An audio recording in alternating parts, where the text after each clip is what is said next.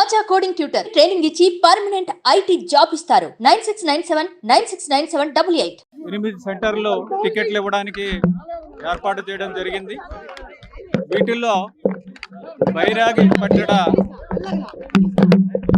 కేంద్రంలోని అక్కడ ఒక హోల్డింగ్ పాయింట్లో సుమారుగా 2000 మంది భక్తులు వేచి ఉన్నారు. పొద్దున్న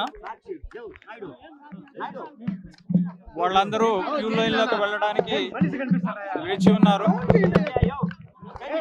అక్కడ ఒక డిఎస్పి గేట్ ఓపెన్ చేయడంతో అందరూ కూడా ఒక్కసారి వచ్చేసారు. అక్కడ దురదృష్టవశాత్తు స్టాంపేడ్ జరిగింది. ఆ స్టాంపేడ్లో 6 చనిపోవడం జరిగింది. సుమారుగా 40 మంది రూయా హాస్పిటల్లో చికిత్స పొందుతున్నారు.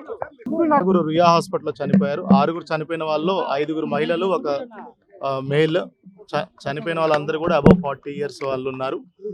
ఇద్దరిని గుర్తించడం జరిగింది.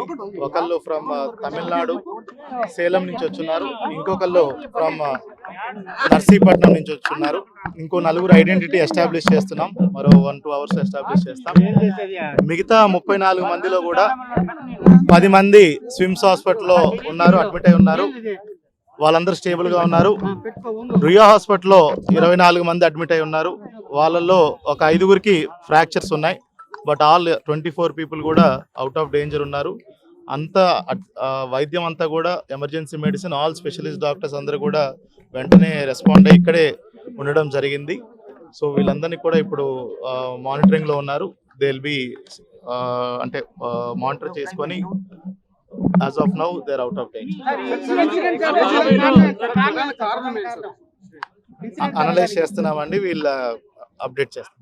ఎన్ని చోట్ల జరిగింది సార్ సంఘటన? ఒకే చోట అండి, బైరాగి పట్టణ MGM స్కూల్ దగ్గర జరిగింది.